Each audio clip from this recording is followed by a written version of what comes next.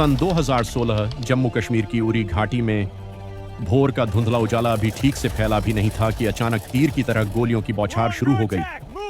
4 पाकिस्तानी आतंकवादी जैश-ए-मोहम्मद के घुस आए थे। सेना का कैंप सो रहा था। तंबुओं में सैनिक आराम कर रहे थे, कुछ अभी अभी ड्यूटी से लौटे थे। और तभी धड़ाम धड़ाम ग्रेनेड फटे, AK-47 की गोलियां बरसने लगीं, चीखें गूंज उठीं, आग की लपटें तंबुओं को निगलने लगीं। सैनिक भागे, कुछ नींद में ही मर गए। खून से लथपथ शरीर घसीटते हुए बाहर निकल रहे थे। आतंकवादी आतंकवादी की पुकार हवा में तैर रही थी, लेकिन हमलावर छिपे छिपे छायाओं की तरह आगे बढ़ रहे थे। ये कोई फिल्म नहीं थी, ये सच था। उरी का वो कैंप जो कभी सुरक्षित माना जाता था, अब नरक बन चुका था। 19 जवान शहीद हो गए। घायल सैनिकों की कराहटें अभी भी हवा में घुल रही थीं, और फिर सन्नाटा। लेकिन असली खतरा अभी शुरू हुआ था। मेजर विक्रम सिंह, जो उस रात कैंप की गार्ड ड्यूटी पर थे, अचानक अपनी पत्नी प्रिया और छोटे बेटे आर्यन का चेहरा याद कर बैठ गए। दिल्ली में उनका घर, जहां प्रिया रोज आर्यन को स्कूल भेजती थीं और पूछती थीं, पापा कब आएंगे? लेकिन उस पल में विक्रम की सांस अटक गई। गोलियां उनके सिर के ऊपर से गुजर रही थीं। उन्होंने अपने जवान साथी को खींचा। रामू, उठो भाई, ये सपना नहीं है। लेकिन रामू की आंखें पहले ही बंद हो चुकी थीं। खून का एक धारा विक्रम के हाथ पर बह रहा था। दिल की धड़कनें इतनी तेज कि लग रहा था छाती फट जाएगी। क्या ये आखिरी पल है? क्या आर्यन कभी पापा की कहानियां नहीं सुनेगा? लेकिन तभी एक और ग्रेनेड फटा और विक्रम ने खुद को एक खाई में गिरा दिया। दिल्ली में खबर पहुंची तो पूरा देश स्तब्ध रह गया। प्रधानमंत्री नरेंद्र मोदी को फोन आया। रात के 12 बज चुके थे, लेकिन नींद कहां? मोदी साहब ने तुरंत अजित डोभाल को बुलाया, नेशनल सिक्योरिटी एडवाइजर। वो दोनों अकेले, कोई मिनिस्टर नहीं, कोई सेक्रेटरी नहीं, सिर्फ एक छोटा सा कमरा, मंद रोशनी और एक टेबल पर मैप्स बिछे हुए। बाहर बारिश हो रही थी, दिल्ली की सड़कें खाली, लेकिन उस कमरे में तनाव इतना था कि हवा भी भारी लग रही थी। सर, यह हमला बर्दाश्त नहीं किया जा सकता, डोभाल ने कहा, उनकी आवाज शांत लेकिन आग की तरह। मोदी ने आंखें बंद की एक पल, फिर बोले, हमें जवाब देना है, लेकिन ऐसा जवाब जो दुनिया देखे और पाकिस्तान महसूस करे। तभी डोभाल ने वो फैसला रखा, surgical strike, line of control पार करके आतंकियों के लॉन्च पैड्स पर हमला, लेकिन पूरी तरह गुप्त, सिर्फ मुट्ठी भर लोग जानेंगे। अगर ये फैसला लीक हो गया तो पूरा ऑपरेशन खत्म, आतंकी अलर्ट हो जाएंगे, पाक आर्मी तैयार, और भारत की सेना दोबारा घाटी में फंस जाएगी। लेकिन अंदर अंदर हम तैयार होंगे। सब तैयार है, हम हर खतरे का जवाब देंगे। बाहर चुप्पी, अंदर तैयारी। सर, एक लीक और सब बर्बाद, डोभाल ने कहा। मोदी ने सिर हिलाया। तो हम चुप रहेंगे, बाहर दुनिया को लगेगा कि हम इंतजार कर रहे हैं, लेकिन अंदर अंदर हम तैयार होंगे। उस रात का फैसला अगर बाहर निकल जाता तो क्या होता?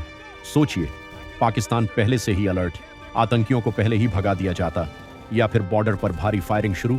लेकिन नहीं, वो फैसला कमरे में ही बंद रहा, दरवाजे बंद, फोन साइलेंट।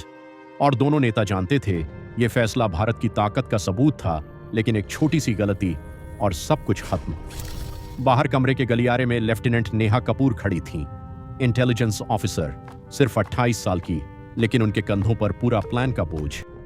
नेहा की आंखों में अपनी मां का चेहरा घूम रहा था, जो कोलकाता में बीमार पड़ी थीं और रोज फोन पर पूछती थीं, बेटी कब घर आ रही हो? लेकिन नेहा जानती थीं, आज रात घर जाने का समय नहीं। उन्होंने चुपके से एक फाइल चेक की। क्या कोई जासूस इस मीटिंग को सुन रहा है? क्या कोई छोटी सी व्हिस्पर लीक हो सकती है? उनकी उंगलियां कांप रही थीं, लेकिन उन्होंने खुद से कहा, नेहा, ये देश के लिए है, चुप रहो। अगले दिन दुनिया को कुछ पता नहीं चला। मीडिया में सिर्फ उरी की खबरें, शहीदों की तस्वीरें, लेकिन पीछे शैडो में प्लानिंग शुरू हो चुकी थी। पैरा स्पेशल फोर्सेस, वो जवान जो रात रात भर ट्रेनिंग करते बिना किसी को बताए। हेलीकॉप्टर रेडी, इंटेलिजेंस रिपोर्ट्स आ रही थीं, लॉन्च पैड्स की लोकेशन कंफर्म, लेकिन हर पल खतरा। क्या कोई जासूस सुन रहा है? क्या कोई लीक हो गया? हर 2 घंटे बाद डोभाल मोदी को अपडेट दे रहे थे, सर, अभी तक सुरक्षित है, लेकिन पाकिस्तान की तरफ से कुछ मूवमेंट हो रहा है। मोदी का जवाब हमेशा एक ही, जाओ आगे, लेकिन चुपचाप। फिर कैप्टन अर्जुन राव आया, सर्जिकल स्ट्राइक टीम का लीडर। उसका भाई 2013 में क्रॉस बॉर्डर फायरिंग में शहीद हो चुका था। अर्जुन की आंखों में आग थी, लेकिन दिल में डर भी। वो अपनी पत्नी को याद कर रहा था, जो मुंबई में प्रेग्नेंट थी और कल ही मैसेज किया था, अर्जुन, बच्चे का नाम क्या रखेंगे? लेकिन अर्जुन ने जवाब नहीं दिया। उसने सिर्फ अपने जवान साथियों से कहा, लड़कों, आज रात हमारी चुप्पी ही हमारी ताकत है। एक आवाज और सब खत्म। और फिर वो दिन आया, 29 सितंबर की रात। अंधेरा, घना, बारिश। पैरा कमांडोज एलओसी पार करने वाले थे। हेलीकॉप्टरों की आवाज दबाई गई। जवान चुपचाप, चेहरे पर कालिख, हथियार तैयार। एक एक कदम, हर कदम पर मौत का खतरा। अगर पाक सेंट्री ने देख लिया तो सब खत्म, लेकिन उन्होंने पार किया, चुपके से। Commander, target visible. रेडियो पर फुसफुसाहट। लेकिन तभी एक छोटा सा ट्विस्ट। पाकिस्तानी गश्ती पार्टी पास से गुजर रही थी। सांस रोककर जवान छिपे। एक पल, दो पल, दिल की धड़कनें सुनाई दे रही थीं। अगर वो रुक जाते, लेकिन नहीं, वो चले गए। सांस निकली, लेकिन असली खतरा अभी शुरू हुआ था। कैप्टन अर्जुन ने एक जवान को देखा जो थोड़ा हिल गया था। शांत रहो सिपाही। याद करो अपनी मां को। लेकिन तभी एक पाकिस्तानी गार्ड ने संदेह से इधर उधर देखा। उसने टॉर्च जलाई। रोशनी जवान के बूट पर पड़ी। अर्जुन की सांस अटक गई। क्या अब सब बर्बाद? लेकिन तभी हवा में एक हल्की सी हवा चली और पत्ते सरसराए। गार्ड ने सोचा शायद जानवर हैं और आगे बढ़ गया। ट्विस्ट, मौत से बाल बाल बचे। दरअसल उस रात एक और माइक्रो इवेंट हो रहा था। नेहा कपूर दिल्ली के एक गुप्त कमरे में एक हिडन कॉन्वर्सेशन कर रही थी। उनके साथ एक जूनियर एनालिस्ट रवि शर्मा। रवि ने फुसफुसाकर कहा, मैम, एक इंटेल रिपोर्ट में कुछ गड़बड़ है। पाकिस्तान की तरफ से एक कांटेक्ट कह रहा है कि वो जानते हैं हम कुछ प्लान कर रहे हैं। नेहा की आंखें चौड़ी हो गईं। रवि, ये लीक नहीं हो सकता। अगर मोदी सर और डोभाल सर का फैसला बाहर गया तो क्या होगा? दोनों ने एक दूसरे को देखा, डर। लेकिन नेहा ने कहा, हम चुप रहेंगे, ये हमारा देश है। अब सोचिए, अगर वो फैसला लीक हो जाता तो क्या? एक थ्योरी तो ये थी कि पाकिस्तान पहले से तैयार था। दूसरी थ्योरी ये कि अंदर कोई भारतीय जासूस था जो खेल रहा था। Conflicting evidence. कुछ रिपोर्ट्स में कहा गया कि उरी अटैक के बाद तुरंत कुछ फोन कॉल्स ट्रेस हुए थे जो दिल्ली तक पहुंचे थे। लेकिन आधे सच, आधे झूठ। वो लेट नाइट मीटिंग में जो बातें हुई वो कभी पेपर पर नहीं आई। जवान आगे बढ़े, लॉन्च पैड्स के पास पहुंचे। अर्जुन ने हाथ उठाया। अब ग्रेनेड, रॉकेट। लॉन्च पैड्स जल उठे। आतंकियों के कैंप ध्वस्त। चीखें, लेकिन ये चीखें अब दुश्मन की थीं। ऑन ऑपरेशन पूरा। वापसी भी चुपचाप, कोई निशान नहीं, कोई सबूत नहीं। लेकिन क्लाइमैक्स में एक अनएक्सपेक्टेड रिविलेशन आया। वापसी के दौरान अर्जुन ने एक पाकिस्तानी रेडियो सिग्नल पकड़ा। उसमें कहा जा रहा था, भारतीय कमांडोज अंदर हैं। कैसे? किसने बताया? क्या नेहा का वो हिडन कॉन्वर्सेशन लीक हो गया था या फिर कोई और? अर्जुन की आंखों के सामने अंधेरा छा गया। लेकिन उन्होंने फैसला लिया, हम वापस जाएंगे, चुपचाप। वो सिग्नल कट गया, लेकिन सवाल रह गया। दुनिया को पता चला तो भारत ने घोषणा की, हमने सर्जिकल स्ट्राइक की है। पाकिस्तान ने इनकार किया। लेकिन असली कहानी वो थी जो कभी नहीं बताई गई।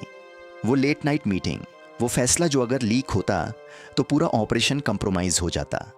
19 शहीदों का बदला लिया गया था, लेकिन किस कीमत पर? जवान वापस आए तो थकान उनके चेहरों पर थी, लेकिन आंखों में गर्व। मेजर विक्रम सिंह, जो हमले से बच गए थे, अस्पताल में लेटे लेटे अपनी पत्नी को फोन किया, प्रिया, मैं ठीक हूं। आर्यन को बता देना पापा ने दुश्मन को सबक सिखाया। लेकिन विक्रम की आवाज में वो दर्द था जो कभी नहीं गया। फिर क्या हुआ? पाकिस्तान ने धमकियां दी, लेकिन भारत ने जवाब दिया, चुपके से, ताकत से। वो स्ट्राइक ने न सिर्फ आतंकियों को मारा, बल्कि पूरे देश का मनोबल बढ़ाया। लोग सड़कों पर निकले, भारत माता की जय की गूंज। लेकिन असली हीरो वो थे जो कभी नाम नहीं लिए गए। नेहा कपूर, रवि शर्मा, अर्जुन राव, उनकी छोटी छोटी कहानियां, उनके डर, उनके सपने, अब एक पैरेलल स्टोरी। आज 2026 में एक हिस्टोरियन डॉक्टर राहुल मेहरा दिल्ली के एक पुराने आर्काइव रूम में बैठे हैं।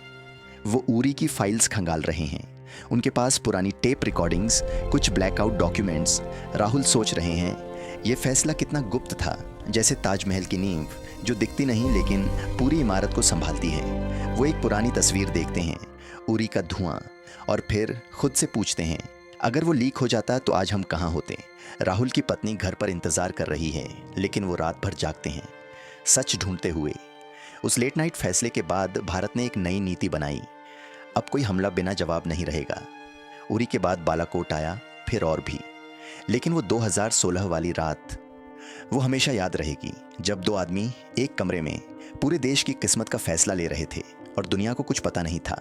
अगर वो फैसला लीक हो जाता तो शायद आज की तस्वीर अलग होती, लेकिन नहीं हुआ, क्योंकि वो फैसला सिर्फ भारत के लिए था, गुप्त,